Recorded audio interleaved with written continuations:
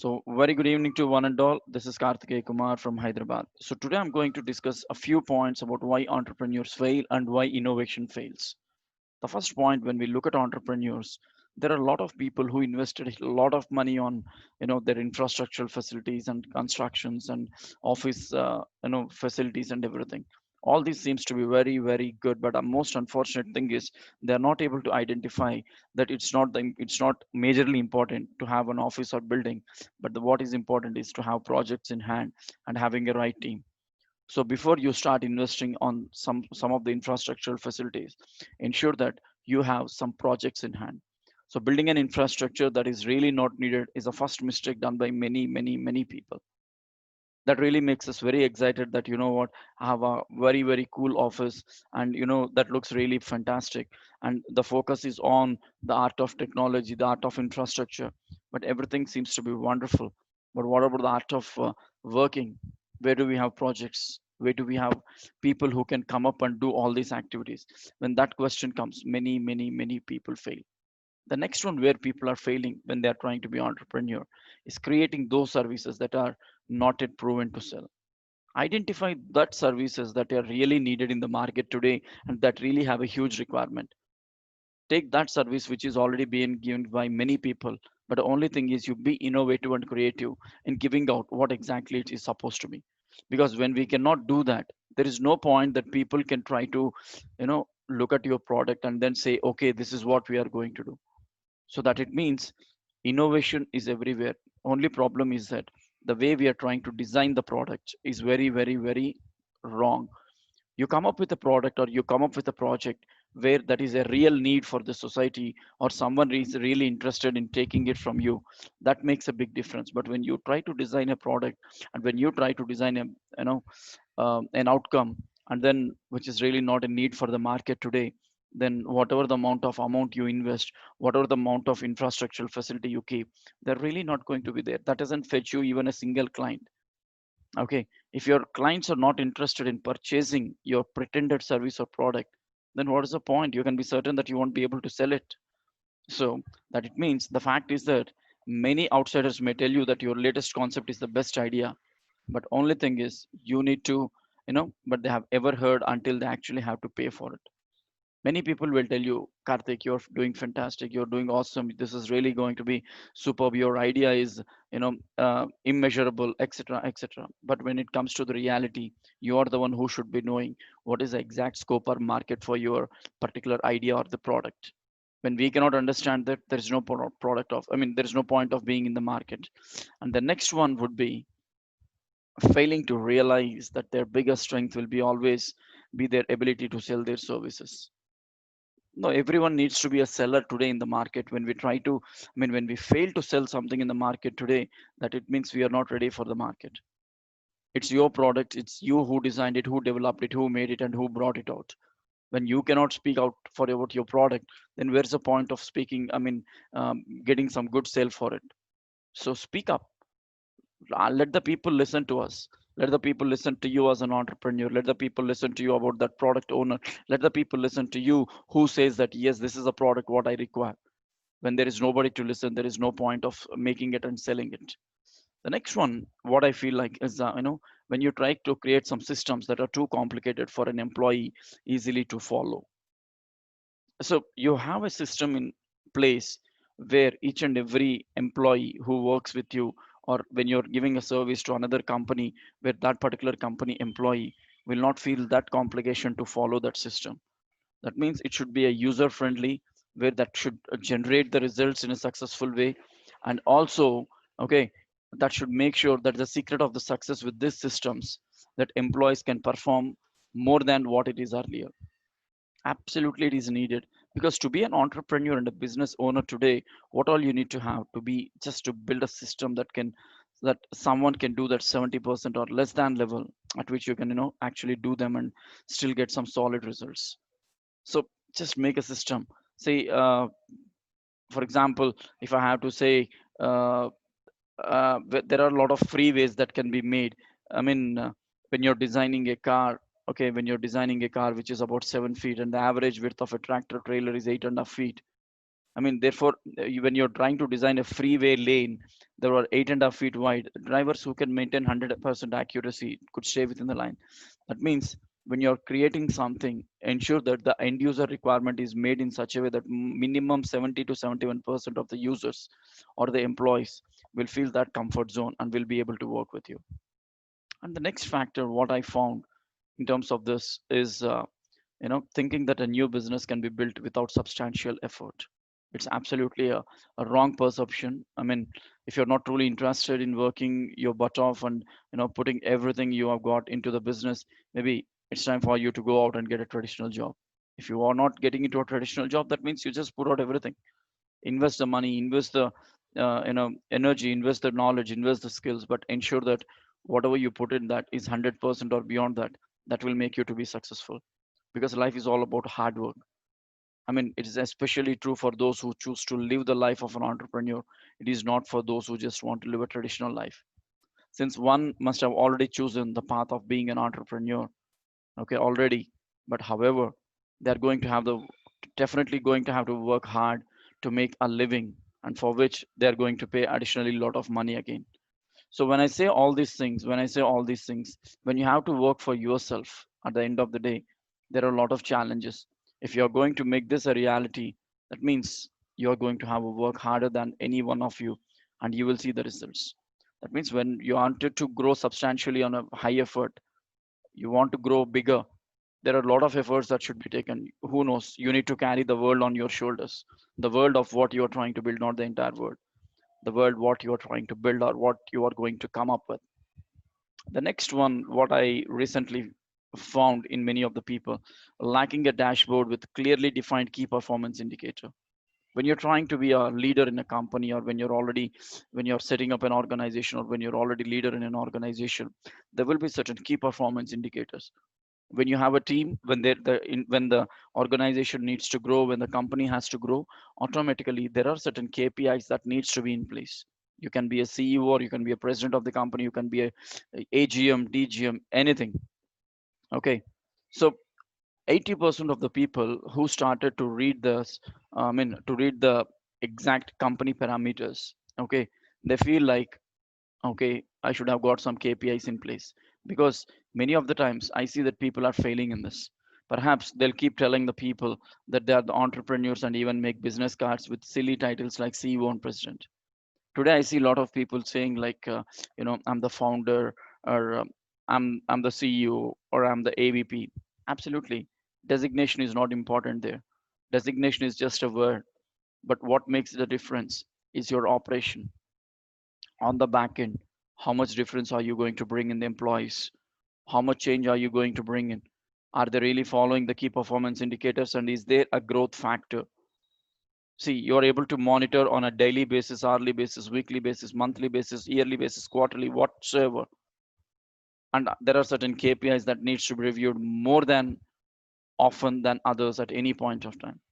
So what does these KPIs do? They'll just fluctuate as our business grows and changes, but we need to always stay with them, right? So KPIs are useful when you try to understand how the business needs to be grown. And when I look at the other one, okay, horrible soft skills. When you are growing as an entrepreneur, the biggest factor is communication. When we don't know how to talk to people, when we don't know how to present something, okay, when we don't know how to be a part of a group or a team, okay, um, and when we don't know how to actually present what exactly we have in our mind, then there is no point of calling ourselves as an entrepreneur. Because I'm taking interviews for so many students. They have done wonderful projects, they have mentioned it on the resumes, but the most challenging part is okay, um, the most challenging part is very very clear that they're not able to speak up. When I ask them what they have printed on the piece of resume, they say that they just say that uh, I can do this, but I need some more time to practice. I don't know, when they're not ready. Why is that they're trying to be a part of that particular group, and why is that they're trying to be a part of that discussion where they are already failing? So now, having a bad partner is another biggest problem where an entrepreneur would fail in his career. I mean, in his establishment activity. And the most important part is visibility and lacking a good sales team. How much are you visible to the world? On what lines are you visible to the world? On what parameters the world can assess you? That's the first one. And number two, when you don't have a right marketing team, that's when we fail. Let me be very clear or very honest on this when I'm trying to speak about this entrepreneurship activity. There are so many people who guide us and say, this is what you need to do. This is how you can grow as an entrepreneur. These are the areas which one needs to focus to be a successful entrepreneur. Absolutely everything is in place. But how many, there are two things that are happening here. How many of us are really trying to get back and take their support to become an entrepreneur? Or how many of us have that support around where somebody can help us in terms of being an entrepreneur? There's a wonderful quotation I really love to tell every time. Everyone loves to eat food, but very few are willing to hunt. Everyone wants to work, everyone wants to earn the money, everyone wants to be an employee, but why people are not thinking to be entrepreneurs? Today when whomever I call for some project work, they say like, how much you're paying me?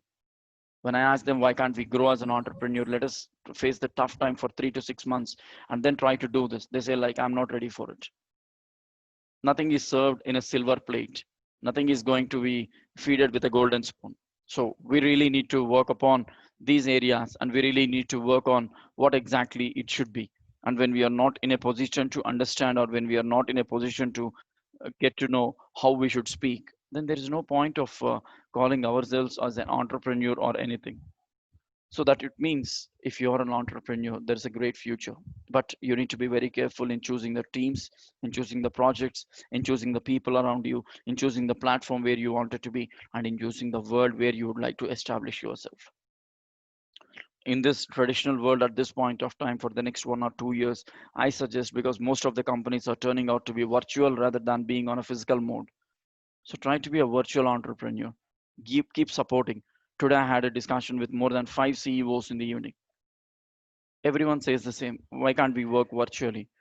There are a lot of ideas that we have generated. There are a lot of aspects that we have come up with. So we are planning to have a corporate panel discussion on entrepreneurship very soon, where we can interact with students. We are just looking out for colleges who can host this session. We are looking for corporates who can host this session.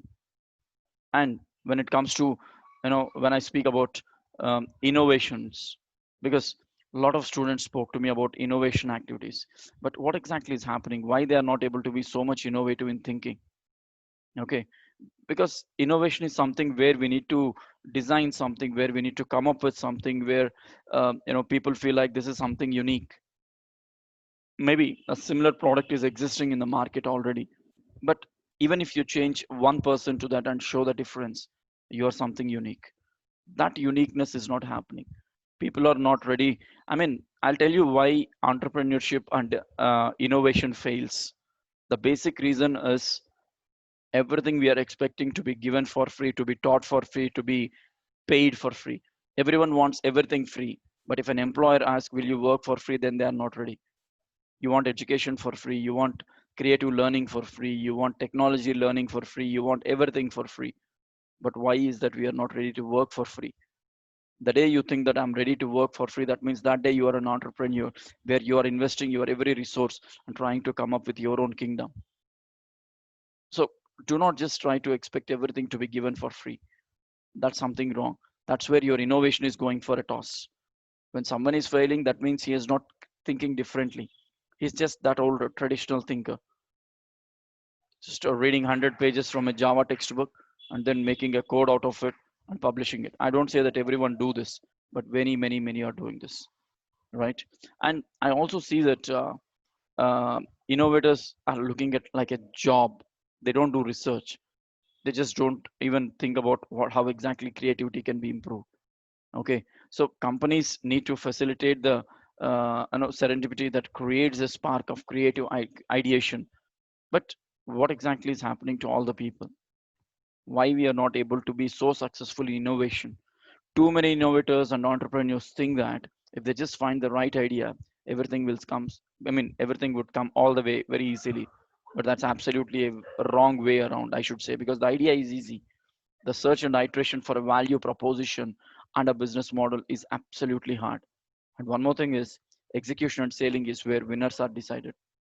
Doesn't matter how much you invest in the business. Doesn't matter what sort of team you have. What about your scaling? Where were you yesterday? Where are you today? And where will you be tomorrow? Today I'm just trying to, I have ideas. People are talking to me. I'm interacting with a lot of people. To just get a small investment of 50,000 rupees is where I'm dying. That's where I'm dying actually. People are not ready to do it. People are not ready to put it across. People are not ready to seriously take any decision. So what is that we are going to do? People are just trying to drive wrongly. The reason why I'm doing this small talk today is very simple, my dear friends. I wanted to inform everyone because if you want to grow in life, the only aspect now you have is to be an entrepreneur. You have ample time. Today I had interaction with almost 30 students in the afternoon. When I asked all the 30 students, when I asked all the 30 students, people said, "Sir, we are doing nothing. The 3 months of time what I had in my hand was nothing to me. Nothing was learned. Nothing was discussed. Nothing was delivered. They're just being a part of many sessions." Let me ask many students, if you are attending 10 sessions in a day, if you are attending 100 sessions in a month, tell me one thing, what is that you have productively come up with? Did we learn anything? Did we create anything? Did we innovate anything? People keep saying like, I have this idea, I have this idea. But how many are we, I mean, how many of us are executing it? So looking at all these factors, okay, so me as a company, me as an entrepreneur, I know I'm facing a lot of challenges. We are ready to support the students. We are getting into the gaming industry. We are getting into smart industry, IoT industry. We are already into cybersecurity and artificial intelligence. We are ready to work with the student community who can say that, sir, this is my idea, this is my budget plan, and these are the things we require, and this would be the outcome. We are ready to work with the students who doesn't come with a theoretical idea, who comes with a blueprint that if you execute, this is the outcome. And we are ready to work with such colleges and students and also the innovative minds. So my dear friends, be expressive, be innovative, be clear, and have a clear cut information on your minds, and you know be someone unique. You still have a lot of time in hand. Every day, if you at least spend half an hour in a day, just spend for 1 month innovatively, creatively as an entrepreneur, you have something beautiful in hand. I can support you. We can buy some equipment that is needed. We can buy it in a less cost and we can try to implement it. But the only challenge is how many of us are ready. If you're looking out for a traditional job, then don't even think about being an entrepreneur. If you want to be an entrepreneur, stop thinking about those traditional jobs and start thinking about what you can be here. So entrepreneurship is not its easiest journey. People started, people failed. Stories are very good to listen. Stories are very good to take. But when it comes to real time, that's a big challenge. To become an entrepreneur, you cannot count the hours that you spend. You cannot count the hours you spend in a day or in a month or in a week or in a year. I never measure someone's hard work in hours. If someone says I work for 18 hours, 15 hours, I don't care how many hours they worked. What all I look at is at the end of that particular 15th or 18th hour, are they result oriented or product oriented, or did they deliver something or not? It doesn't matter how many people we have on board. What matters is how many right people we have on board. I keep doing my sessions even with one person. I don't care if I have 100 people or 50 people, because even if I'm one serious person who is taking it very seriously, that means at least I'm reachable to one person. So I cannot wait for people who says you know that's why even when there was less crowd, I felt like if they're not interested they can leave, but I'm ready to still record this and then send out. So dear friends, being an entrepreneur is a good idea, being innovative is a great thought, but driving it forward is a great sub risk. But at the same time it would be a great success, but the fruits will not be immediately available. Today I'm struggling. If I have 50,000 in hand today, honestly telling you, I have 6 students who can come up with wonderful outcomes. But unfortunate thing is, we are not able to afford that at this point of time, and the projects are on hold. So think what you want to be, decide where you want to be. Not just sending a resume to a company is not going to serve the purpose. You decide how and where you can be what. That's more important. So thank you very much for being a part of this discussion, and that's all from my side. And if you have any points to raise or anything to ask, anything to discuss, it's fine. And thank you very much, Sridhar sir, for joining. Good evening, sir. Thank you, sir. Thank you so much, sir. Thanks to Ramchandra Rao garu and Giri garu and Anam Salva and Afreen, and especially, of course, Karishma is always there. Thank you so much, Karishma. So that's all from my side, and thank you so much for being a part of this. Thank you, sir. Thanks a lot. Bye bye.